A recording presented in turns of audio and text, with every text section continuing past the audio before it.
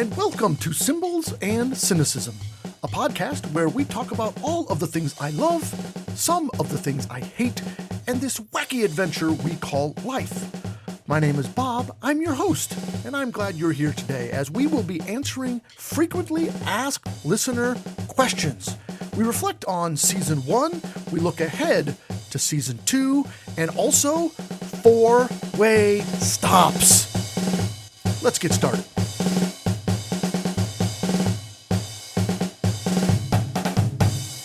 Welcome back, and this is episode 11.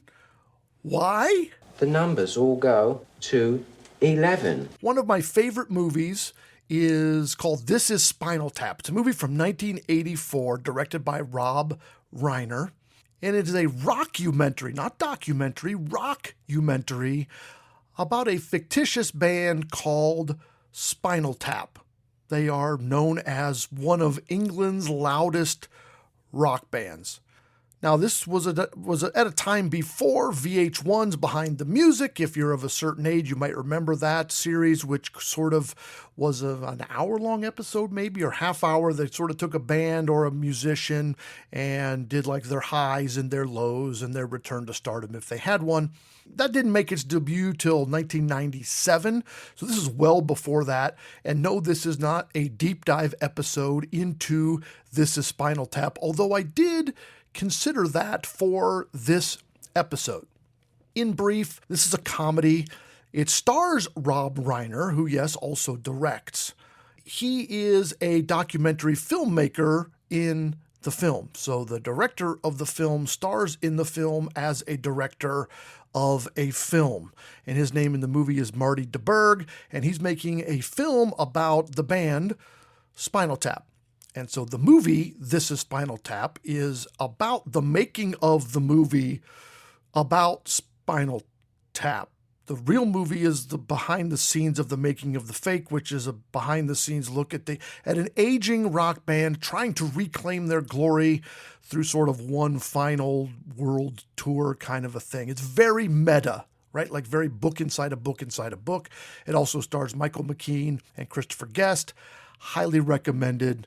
I love this movie. Anyway, there's a scene in the movie where Marty, played by Rob Reiner, he's the director, is interviewing the lead guitar player, whose name is Nigel, about his guitar collection. And so they're in Nigel's sort of studio room, and Nigel has this specially made amp where all of the volume knobs are custom made to be louder than 10, which is normal for most guitar amps, go 10, because they all go to 11. And he tells Marty that makes them louder. And Marty asks, well, why they need to be at 11 instead of just making the amp louder, but then 10 is the top number.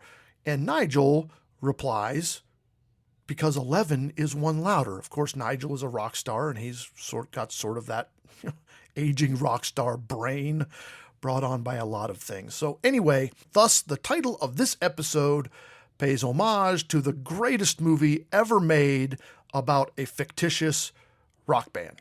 This is Spinal Tap. Go check it out. Question number 1. Did you do the homework? Have you filled out the survey? If you have, thank you so much.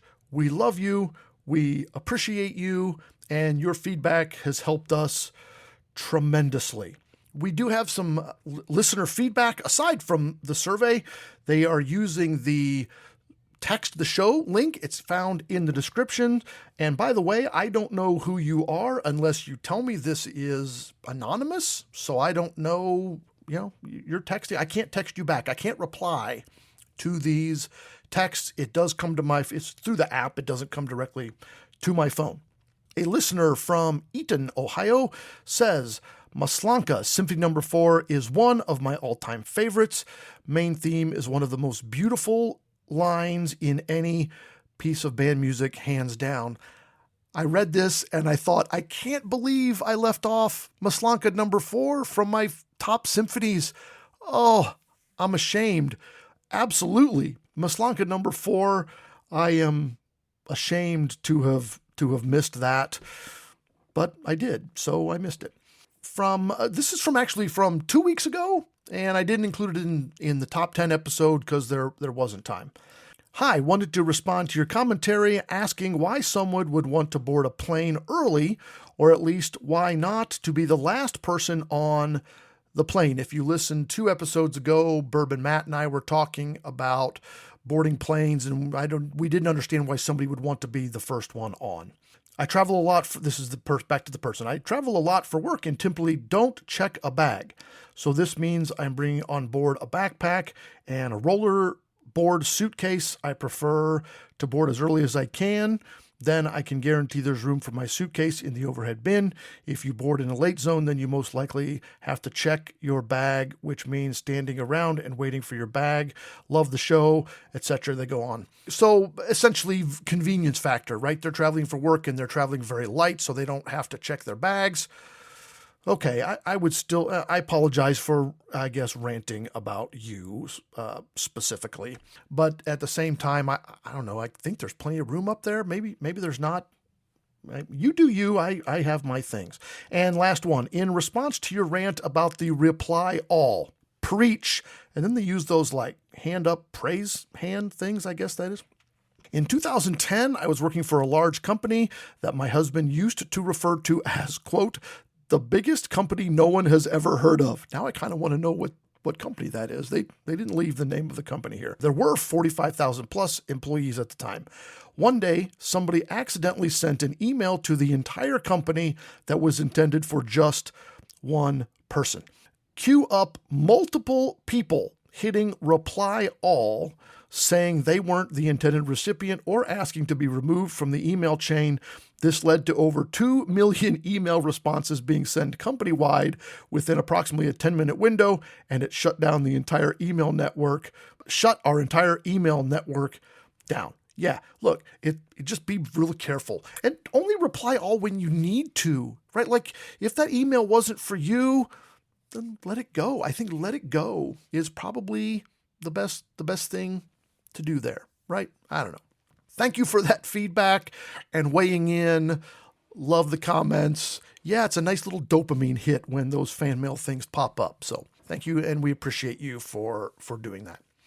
On today's episode, we're going to answer some frequently asked listener questions about the podcast itself, about my life. Some of these have come in via the fan mail. Some of them are people that I run into or other things that just questions that have come up a lot. And we've kind of been postponing them a little bit because we're kind of saving them for this episode. It's a little bit of a reflection on season 1. It gives us a chance to look ahead to season 2 as we do that in a couple of weeks, and then a little bit just about me. A lot of you know me already because we have a relationship of some sort, but a lot of you don't. I think we're getting listeners who maybe don't know that much, and so great. We'll share a little bit about my life because you asked, and of course, 4-way stops. There was no rant last week. We've got a good one for you today, so stay tuned for the end. We've got a lot to do today, so let's get going. It's time for question number 1 coming right up.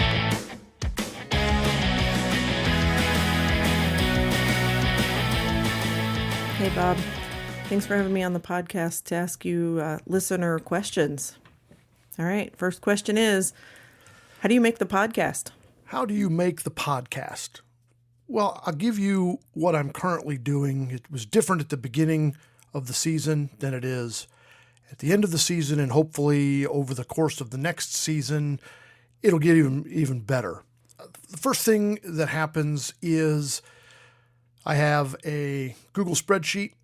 It has a very complicated episode title, outline, purpose, what we're doing. It kind of outlines every episode all in one place. And then also it has the length of that podcast episode, when it was posted, how many listens it gets in 24 hours and in the first 7 days of its existence.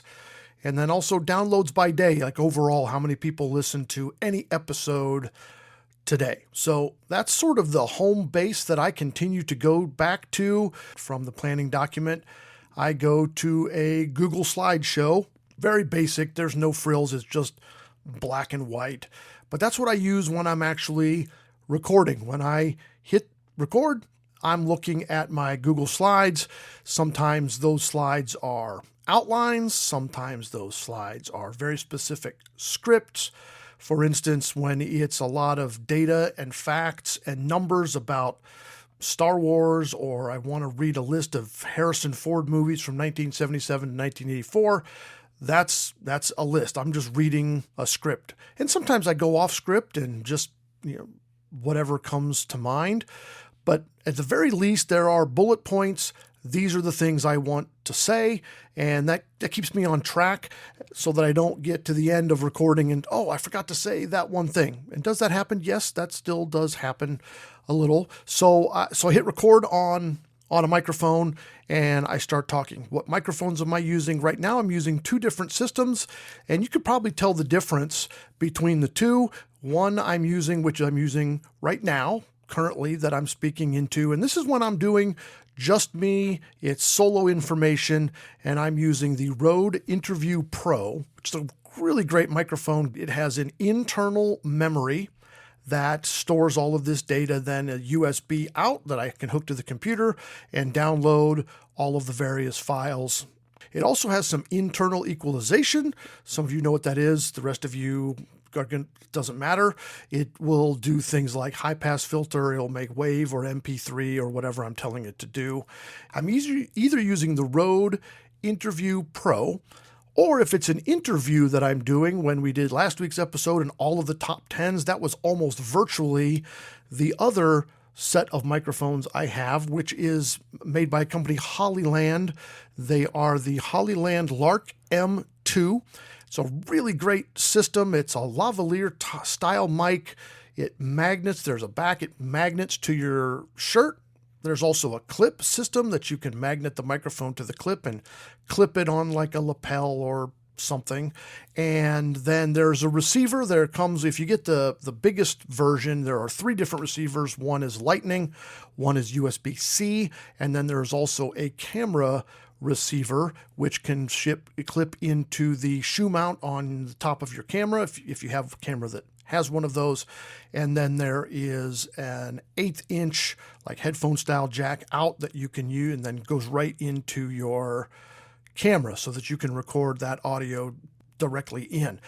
Once I have all of the sections of the podcast recorded, which no, I do not sit down all at once and record all of this. I do it in chunks. Obviously, interviews are scheduled whenever whoever I'm talking to, whenever we can get together or have the phone call, etc. The main part of this, like now, if it's just me, I just do it whenever I have time. I dump all of those files whenever they're done. I dump them into a program called Audacity. Audacity is a digital audio workspace. You may often hear that referred to as a DAW, D-A-W. And Audacity is free. You can download it, Mac or PC, and it's an audio editing program. So I trim out all the ums and the ers, and most of the times when I slip over words, I can make the audio louder. That's when I mix in the music, and I can fade in between clips and fade it out and all of that sort of thing, and make it sound like the podcast will eventually sound. I export that file as an MP3, and it's a draft. So I listen to that draft at least once, make notes. I said this twice. I left that out. Fun fact, last week's episode, if you listen to last week's episode with the top 10s, the first edit, I left out Dane's favorite symphony. I was trimming a little bit of audio of something else that just didn't need to be there, sort of trimmed out the fat, and I accidentally trimmed out too much, and there was no favorite symphony. So, all right, well, I got to go back into Audacity, move things around, plug that piece of audio back in, etc., etc. Once everything is trimmed and done, and I'm happy with it, occasionally I do send it early on, first 3, 4, maybe 5 episodes. I always got it done and sent it to my sister Kathy, our producer, and she would listen and send me notes. You said this, there's a here, there's a extra breath there. This doesn't make sense. You trim too much. You need to cut this out, etc., etc. And we don't do that much anymore because I think I've gotten better at podcasting, and so I don't feel like we need to. Occasionally I'll send her a little clip. Hey, does this make sense? Or what do you think about that? and whatever. So once it's done and I'm happy with it, then I use a host service called Buzzsprout, Buzzsprout. It is a web-based host service. There's a couple ways you can do this. You can upload a podcast to Spotify and to Apple and to all of the other services via individual accounts. But that means when you upload it, you need to upload the Spotify version, then you need to upload the Apple version, then you need to whatever services you want it on. And that's the cheaper way. The easier way is to pay a couple of bucks a month. How much depends on how much storage you want. If you're going to do, 20-minute episodes once a month, you can pay for the lowest. If you're going to do, 4 hours a week, then you need more storage, and therefore you pay more. So that monthly fee depends on how long your episodes are and how frequent your episodes are. But I upload it, I type in all the information, I add the links, and I schedule it. I want my podcast to always come out at 1 a.m. Monday morning. Why 1 a.m.? I don't know. It's because it's the thing I picked first, and it's what I did. Why Monday? Well, Monday gives me the weekend, which is normally the most free times of my week consistently, except for, of course, marching band and cross country and laundry and cleaning the house. But anyway, I usually can fit the most amount of editing time. That way I'm never like, oh, the podcast is 2 days late today. It always comes out on Monday. If I chose Wednesday, which I could do, of course, I'm not sure Mondays and Tuesday work schedule and everything else gets crazy, and then I don't get it out until Thursday. Consistency, I think, or I have heard and read, is the key to success. So it comes out on Monday at 1 o'clock, and I can schedule that, and boom, it automatically goes when I wake up on Monday morning. It's out there, except for the one time when I wasn't out there because I scheduled it at 1 p.m. and then that was a little late that day, but I up early anyway, so probably not that many people knew. That is currently how we make the podcast. I have the benefit of a 27-year career as a band director where I learned a lot about microphones. I learned a lot about audio editing. I learned a lot about file types and a lot of the requisite skills that you would need to make this sound good. I already had from a previous career. So my learning curve was, okay, what is my workflow going to be? Which in the beginning was different because I didn't have the microphone I'm currently talking into. So it was a little bit of a different workflow with an older microphone. But mostly, okay, how do I get this podcast out to the world? Okay, so hopefully that answers your question on how I make the podcast. There's a lot of different ways to do it. That is my process. Question number 2.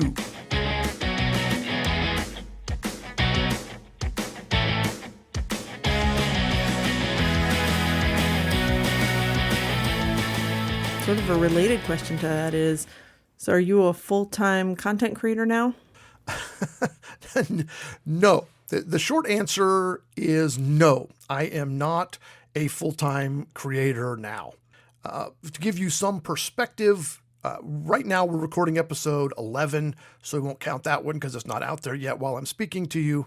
So in the previous 10 episodes, one of which is a trailer, so 9 episodes, if you want to look at it as 9 full-time episodes, I have made grossed a total of $5. The web service charges to host, and I've purchased a couple of sets of microphones, so actually I have lost money. Monetization of a podcast is really complicated, and it takes a long time to make any money. Don't start a podcast to make money. That's not why you do it. Go back. I went back the other day in preparation for this episode and listened to my trailer and like my purpose statement. Why am I making this? And why am I venturing into this? And I'm glad that I didn't say I'm in this to make money. When I was doing some research over and over again, people, YouTubes and other podcasts kept saying, don't start a podcast to make money. And they are right. They are 100% right. The top 1% of podcasts in the world are the ones with famous people and or multiple famous people, and they get, thousands of downloads per week. Like a new episode gets thousands of downloads, right away, right? The first 7 days, everybody's listening to it. And so those make money, right? That top 1%, we hear about that a lot, right? The top 1%. The top 1% makes money. Podcasts like this one are making none. That's okay. We're not here for the money. If you've also seen, some TikTok videos, or you're subscribed to the YouTube channel, which not only has the podcast that is uploaded through Buzzsprout, by the way, there's also some additional like mini pod rolls and things. So subscribe to the YouTube channel because there is additional content there that also makes absolutely no money. So yeah, no, I'm not going to be a full-time creator, not unless I want to be hungry and homeless and destitute. So thanks for thinking maybe I am a full-time creator, but not even close, and probably never will be. So, but thanks for the questions.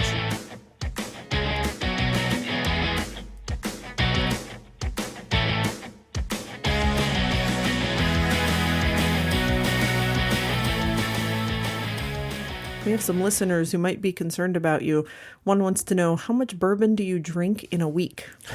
I get this question. I didn't used to get this question because I wasn't always talking about bourbon, probably because I was around students, and you shouldn't do that. But now that we've had the podcast, and every other week on average, Matt's in and we talk about bourbon. And so I appreciate your care and love. I'm in no danger of having a problem.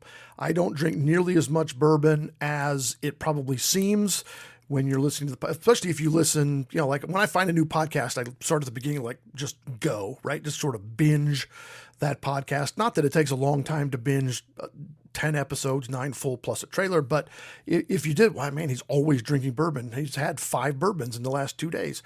No. I will go weeks without drinking any, but a bottle of bourbon lasts me a very, very long time. And usually there's a couple of bottles sort of in my cabinet all at the same time and just kind of go between them. So I average twice a week, maybe once a week is probably a pretty good average. So, but thanks for worrying about me. I appreciate your care. Always check on loved ones because if you're worried about them, check on them. See if they're doing okay. I'm doing fine. Thank you. I don't drink more than I am healthfully allowed to drink. But thanks for your question. How much Star Wars do you watch?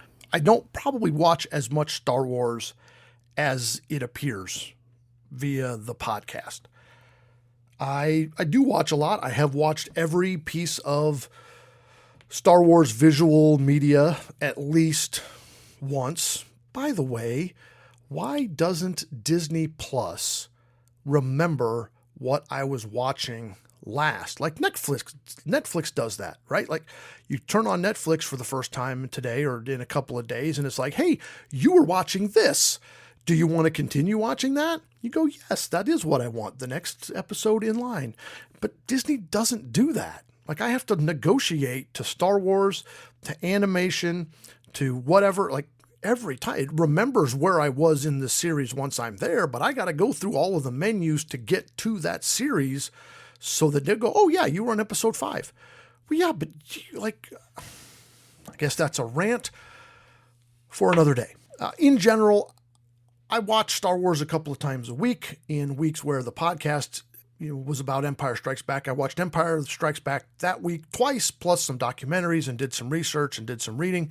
If I start a series of Star Wars, like right now, I just started Star Wars Resistance, the animated series, and I'm watching a couple episodes a day, sometimes 3 over the weekend. I was super busy this weekend. I didn't watch any for 3 or 4 days. So I am not a constant binger of Star Wars, and I do watch other things as well. If it's streaming, I just finished my second watch through of Breaking Bad, which is the best television series ever. And you may say, but what about West Wing? I stand by it. Breaking Bad, top-notch, non-Star Wars material. So I do watch other things. Yes, absolutely. Of course.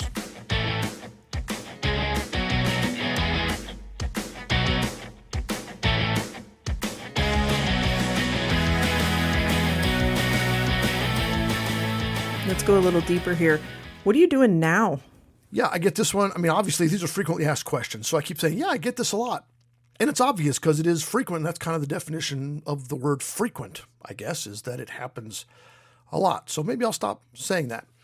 But I appreciate the care, the love. People want to know, hey, what's going on? Are things okay? Are you okay? What are you doing now? I used to live my life pretty publicly on social media, specifically on Facebook. And I kind of stopped doing that. I still post once in a while, not as much as I used to. So what am I doing now? Well, right now I am a freelance videographer.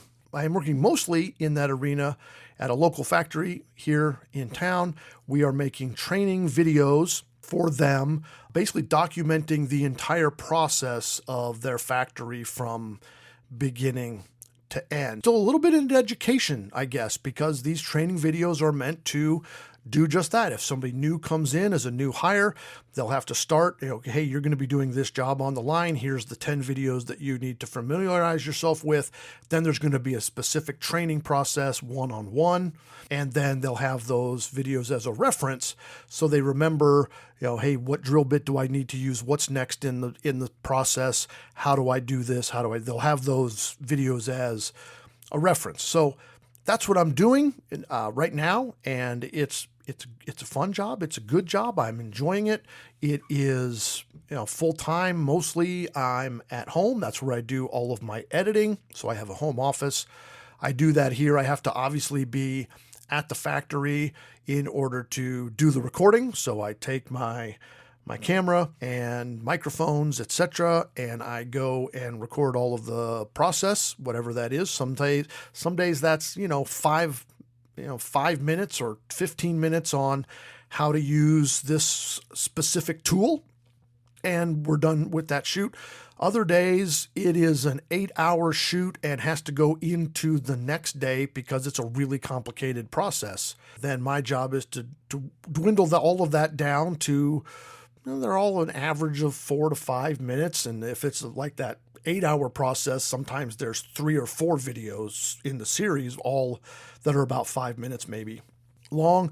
And then I do the voiceovers because the factory's really loud. So the video we get has audio that's drills and bangs and bleeps and announcements and music and just, it's a loud, it's a factory. It's a loud environment. So I mute all of that. I do the voiceover. So take this screw, put it in there, use this size drill bit, etc., and then export, upload, and away we go. So we are on about 50 something videos so far that are completed, looking for about 800 or 900, I think, is what's on the list, and that list is growing all the time. So am I going to be doing it forever? I don't know. It's a great job right now. I really enjoy it. It allows me a little bit of flexibility because of the home editing thing. If I want to work 10 hours on a Tuesday and take some time on a Wednesday to go work with another band, another client, or work on another project, I can do that.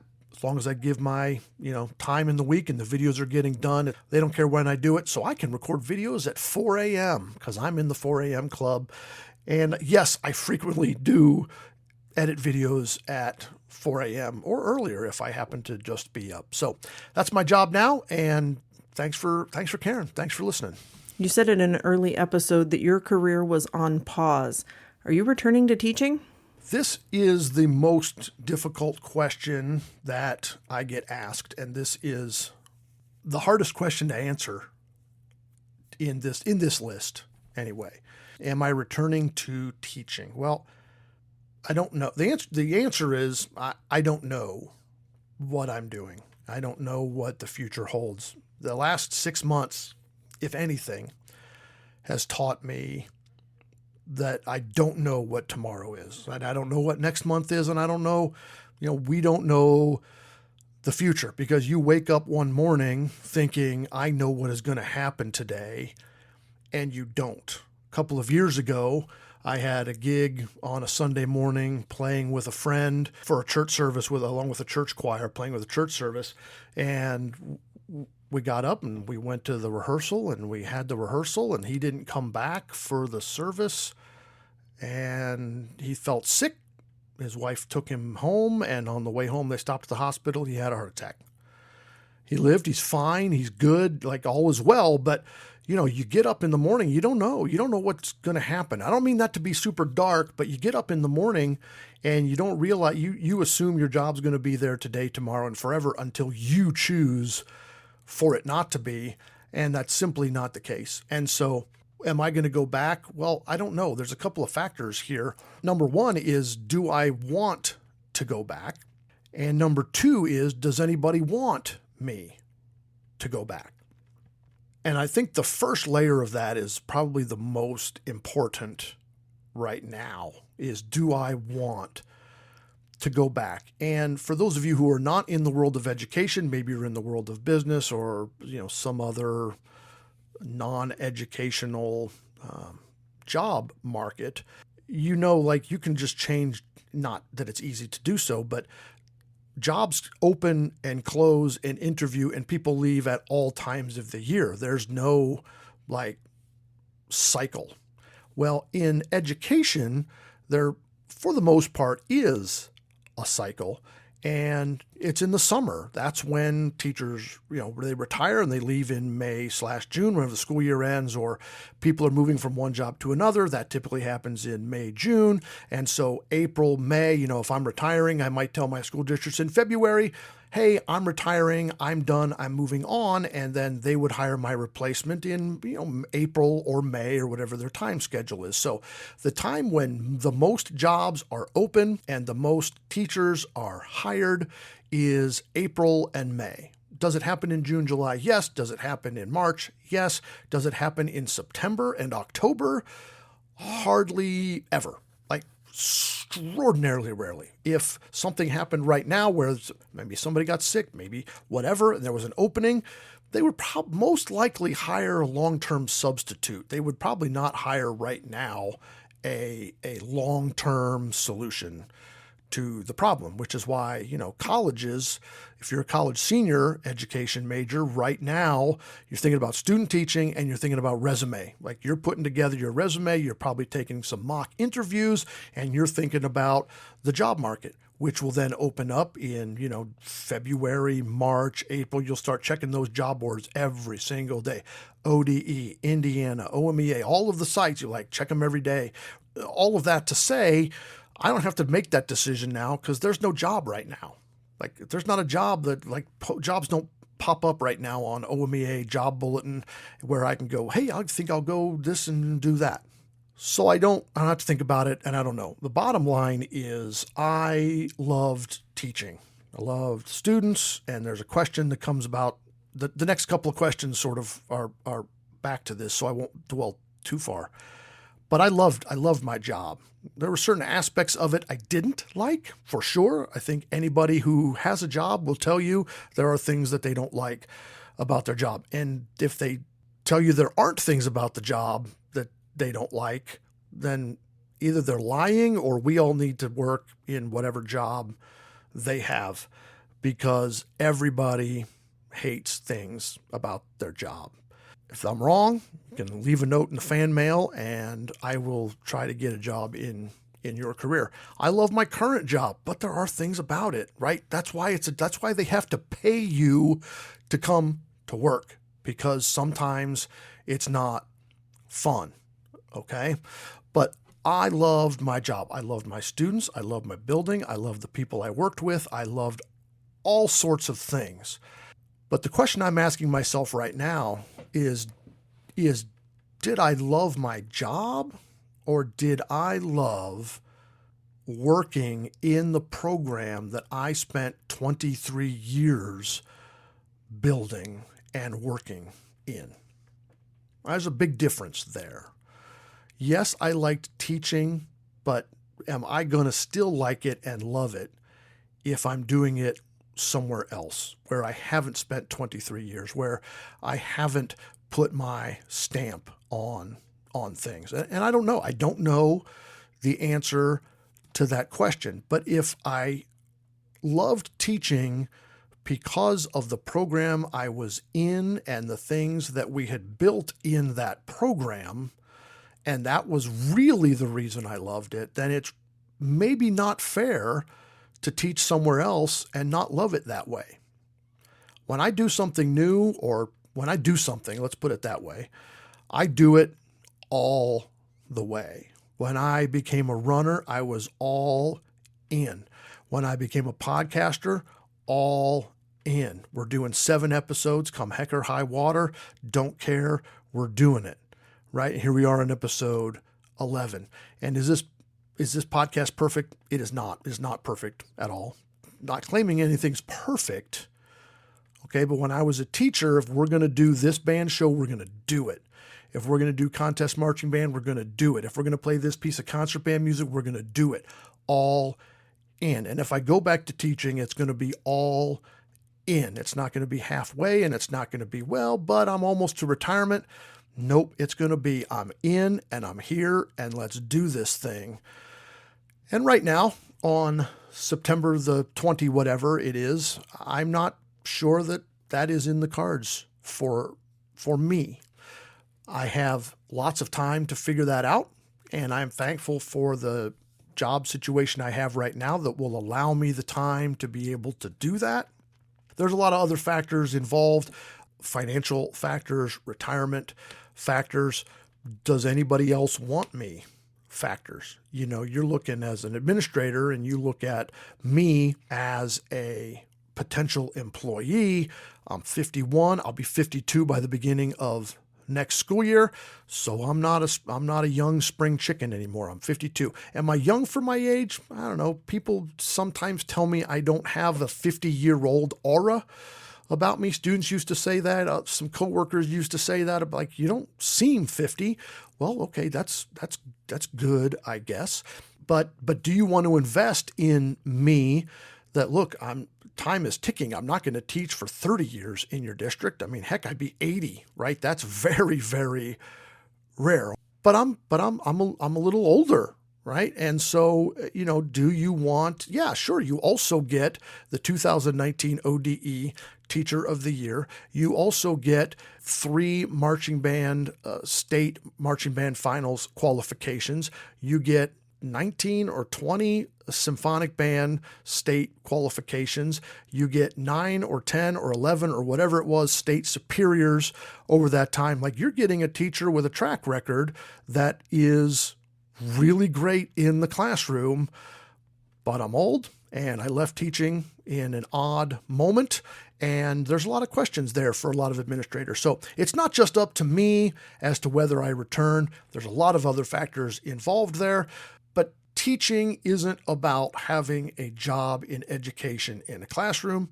I see this podcast as teaching. We're going to talk about season 2 in a little bit, and that'll come back around as an idea, using this podcast as a teaching platform. I'm still working with bands. I go out and I teach kids regularly because I go out and work with clients' marching bands or non-clients' marching bands and get them ready for an event. Or later in the year, there are some plans for some of those kinds of things. So I can be a teacher even though I am not a professional full-time teacher. Hopefully that answers your question. Thank you for that question. Sorry I can't give you a yes or no answer. It's just not that simple. What do you miss about teaching? What do I miss about teaching? Well, the short version is student growth, relationships, and being good at something that really matters. That's what I miss about teaching. I miss student growth. I miss getting a student in 5th grade that does not know how to open the instrument case, and they graduate 7 years later having learned scales and notes and marched in some great environments, played some fantastic music. Maybe they've been in honor bands, maybe they've played solos at solo ensemble, and maybe not. For me, it was never about making music majors, making future music teachers, ever, never. I have several students that went on and did that, and that's awesome for them. But it was never about that.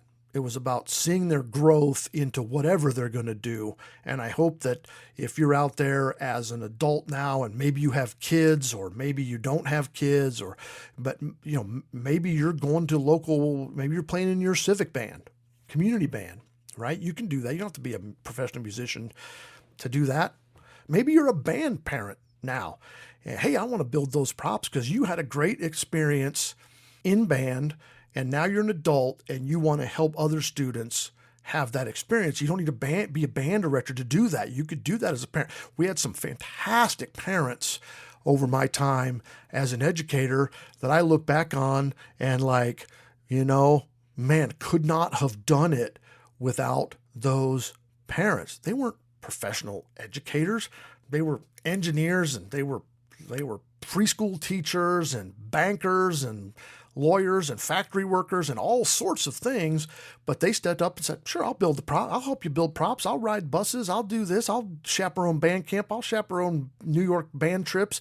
And that's the kind of person that I wanted to create. Relationships goes right along with that.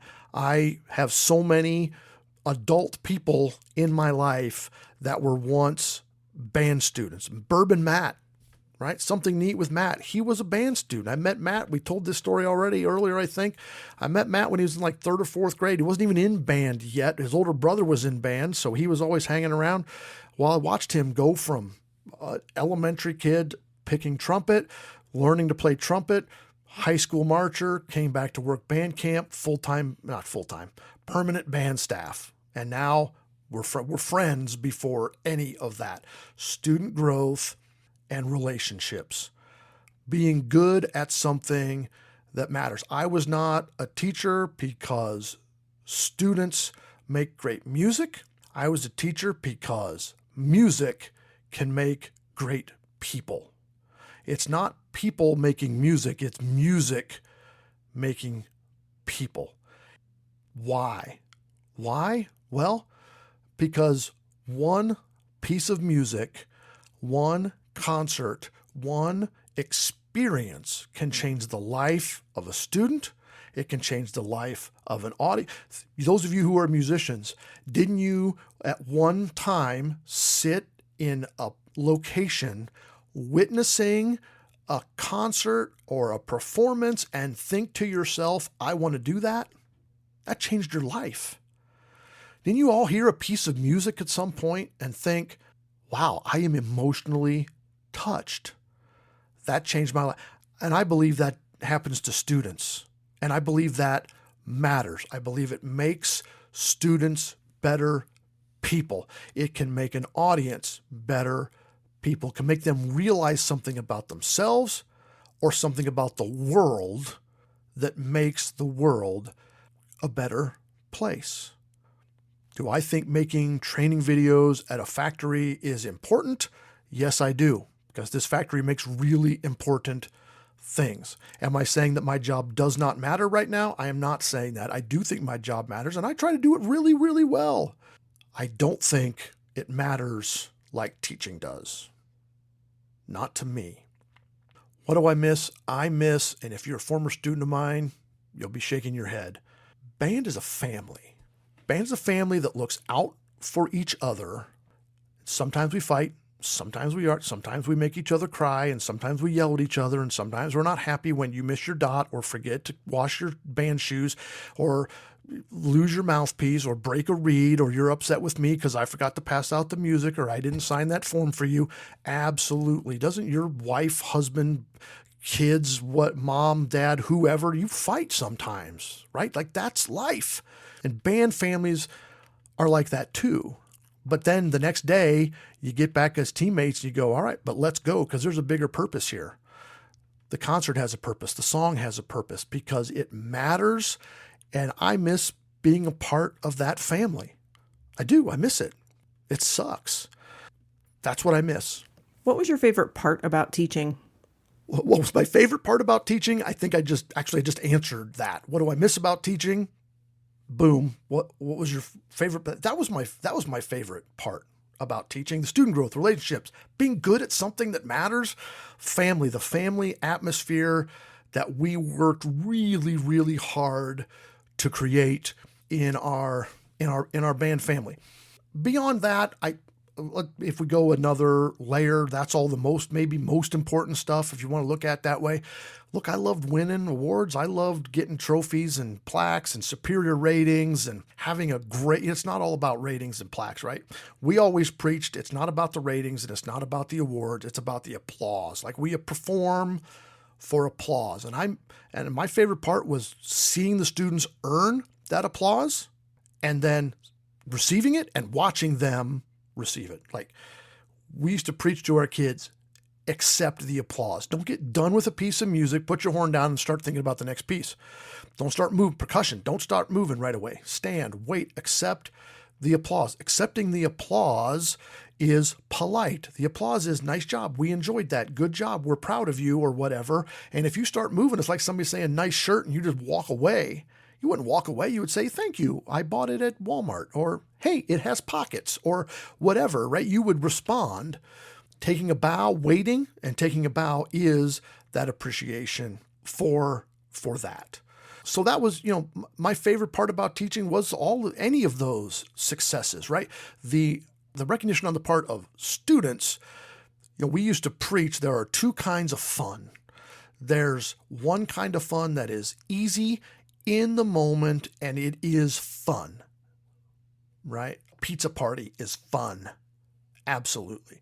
And then there's this other fun that's the feeling you get when the applause hits on a Friday night or at a band concert or wherever that performance level is, solo and ensemble or whatever, where you get that applause and you leave the field, you leave the concert stage, regardless of applause, knowing, man, we crushed it. That was great. That was it. That was the performance, man. That's fun, right? Like, pizza parties are fun. You know what else is fun? Being good, kicking butt, taking names. And you can't always have both. If every rehearsal is a pizza party, then you're not going to get the kicking butt stuff. Flip side, if every rehearsal is focused on kicking butt, then you're not having any specific moments of fun. You have to have some. I told a lot of jokes. My rants were part of that. Break the tension, have a little fun, lighter moment. Let's get back to the action. Kids didn't realize we were having fun when I was giving rants. I was doing it for a purpose. It wasn't an accident. It wasn't Mr. Sloan losing his mind on a rant. It was specific fun. They just didn't know they were having it.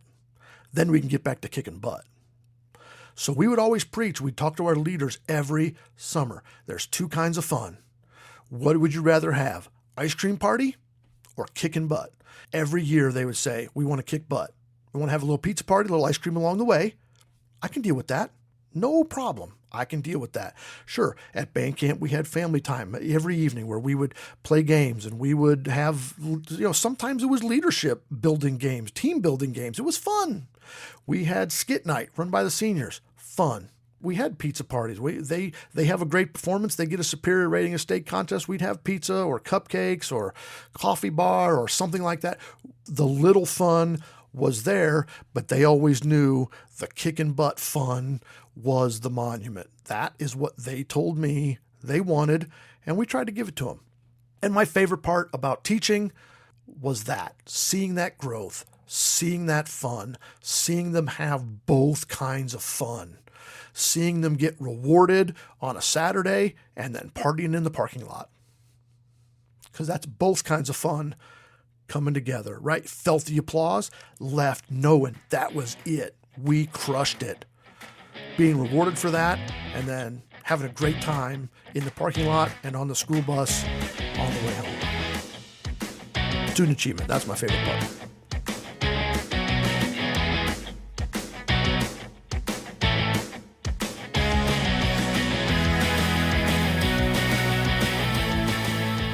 Let's look to the future of the podcast now.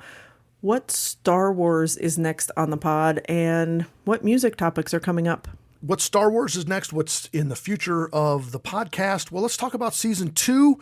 Goal for season 1, when we set up the spreadsheet on season 1, I tried very hard to balance more or less 50-50 Star Wars and music education, which, because of the time of the year, August and September, has been mostly drum corps and marching band. There's no doubt about that. But those are music education topics. We tried to do that 50-50. We tried to throw in some grilling. We tried to throw in some running and some bourbon. And just kind of, I wanted to have, again, I went back and listened to the trailer episode, and I sort of described it eclectically, right? Lots of different things with music ed and Star Wars as the main topics. And now as I look back, I'm like, yeah, we hit that on the nose. We nailed it, right? From a planning to execution standpoint, we did it. Now, as we move forward, we have to evaluate what worked, what didn't work, and what are we going to do next. There's also all of this data that I've been recording, like what episodes are the most popular, what are getting the most listens, what are getting the least listens, what days of the week. I'm a data guy, I'm a stats guy. I've always loved numbers. So we've been looking at all of these things. I can tell you that next season, we are going to eliminate the running. That's gone. I knew it wasn't working. If you've noticed, we haven't really talked about it in a couple of episodes. That was just not a great idea on our part. It's not interesting enough. I don't do enough of it. So we're going to kind of eliminate that. Maybe it pops in if I happen to do a big race or something very cool. I might share it in sort of the beginning of the episode just to toss it in there. But running Strava updates, boom, that's gone. We're going to kind of dial back the Star Wars a little bit. We're going to increase the music education talk. It will be seasonal, so we'll still do a little bit of talk here about a marching band coming up right at the beginning of season 2, because it's still October and November, getting into some things there. And then as we go through the rest of the year, we're going to talk about concert band. We're going to talk about recruiting and kind of go through and be a little bit more educational on the music education side of things. We're still going to sprinkle in bourbon about every other episode or so, and then the in-between ones will also have some barbecue, so we'll keep that. That barbecue and bourbon tested very high on the survey, as did the interviews. In season 2, we are planning more on the interview side. When you are starting a podcast and you have to say things like, I am going to start a podcast, it's tough to get people on board for interviews. Thank you, Dane. Thank you, Bob. Thank you, Matt, for being the early responders to, sure, I'll come talk about bourbon or music ed or running with you, even though there was like no podcast to prove, like, here's what we're doing. I just said, I want to do a podcast. Do you want to do a regular bourbon thing? And Matt was like, sure, what the heck? And love you for that. And those people will continue to be on in the future. Dane and Matt, especially, we're not going to be doing so much running. So sorry, Bob, maybe we'll still talk about cross country, but we'll still have those people on. But it's hard to get anybody outside of my very close circle when all you can say is, I am going to start a podcast. Now we're 10, 11 episodes in. We've had some success. The quality is pretty high on this endeavor. The name is out there. Now, season 2, we're going to do more of the interview style of episode. Interviews tested very high. And JD's episode, especially, he's going to be back on. Maybe not season 2, still kind of feeling that out. Maybe we're going to wait till season 3. But season 2 is going to feature 3 episodes that are still be 11. So this season here, I thought I was going to do 12 episodes, ended up being 11, which is great. Next week, which would be 12, is a week off of new episodes. We are going to post a highlights of season 1. So there will be an episode out there, but it will be basically rehashed material as I just take a week to sort of decompress, take a week off, and come back for season 2, which will be 11 weeks long, plus a highlights episode.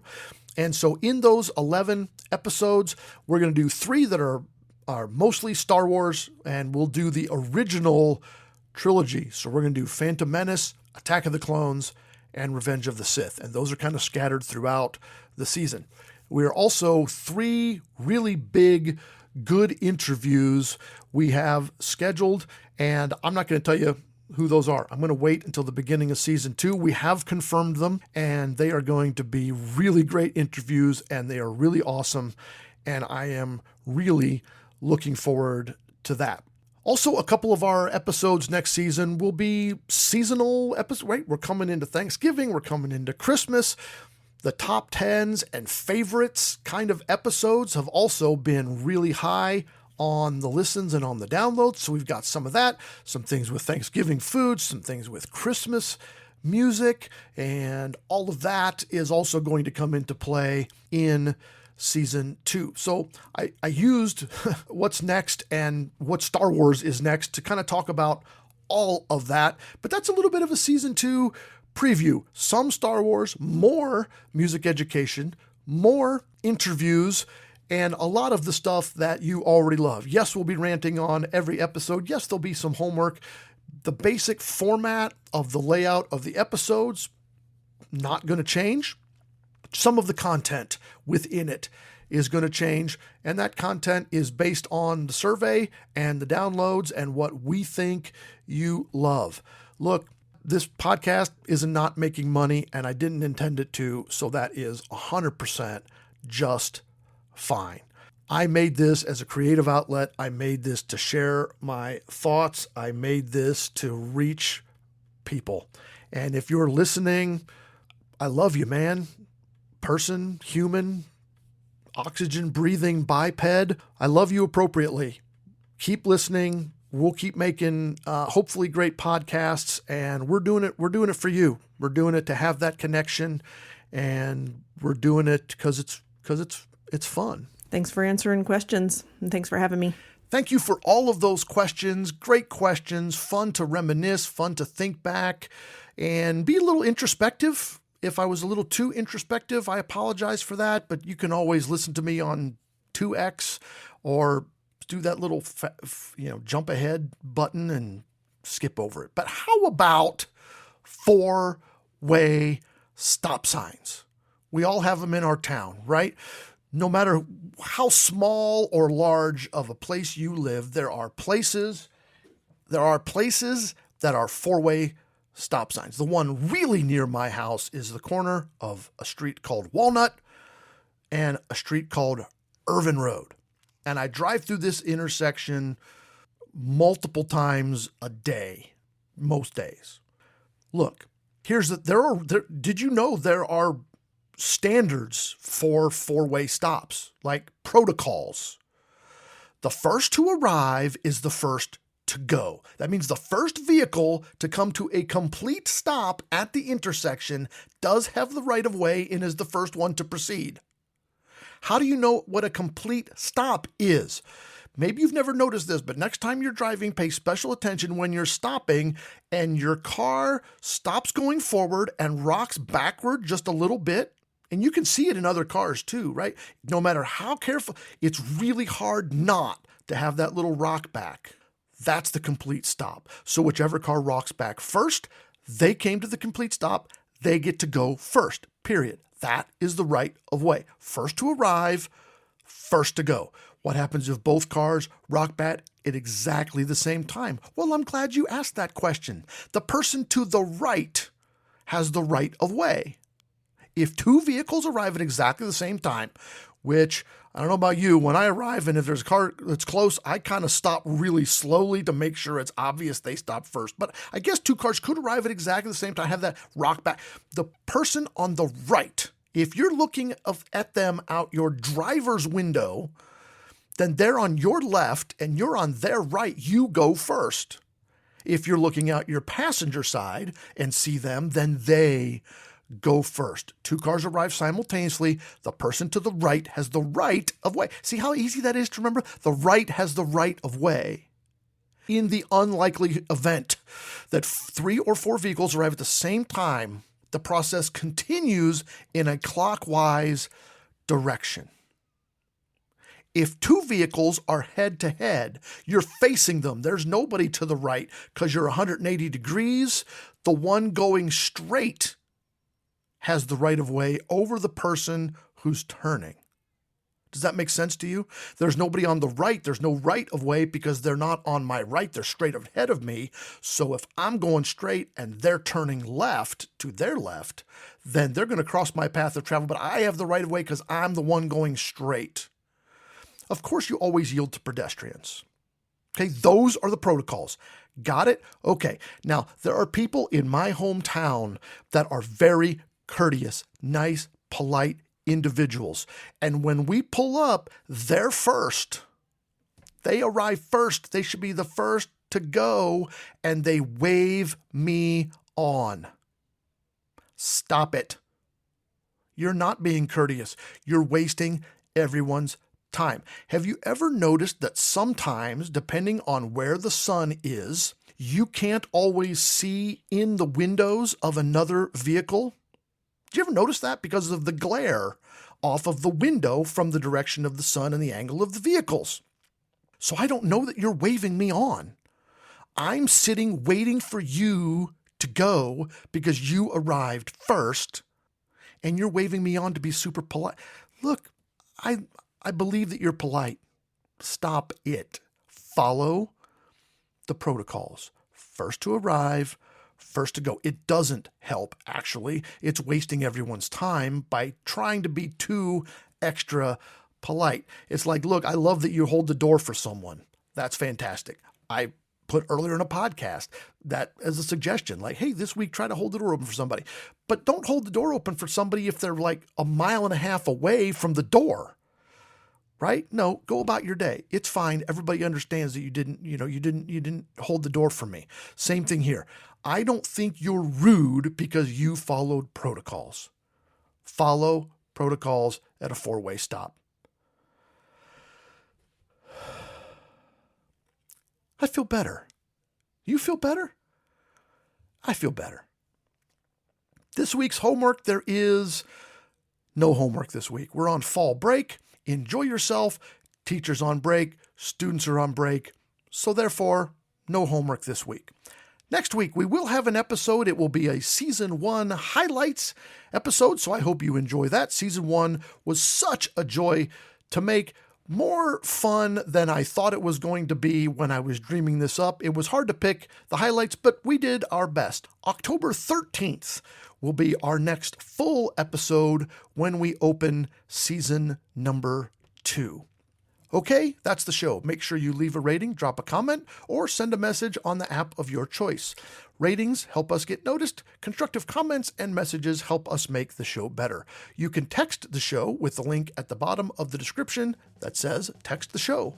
We hope you'll join us next time for our highlight show, and then October 13th as we discuss the genius of Jason Robb, marching band tips for band parents, something neat with Matt, and people who read us PowerPoints. Thanks for joining me today. The theme music for this last time is the Canton South Street Cadence, written by I'm Not Sure Who and I'm Not Sure When. The show logo was designed by John Suh. This show is produced by my sister, Kathy. I hope you'll join us next time for more reflection and ranting on symbols and cynicism.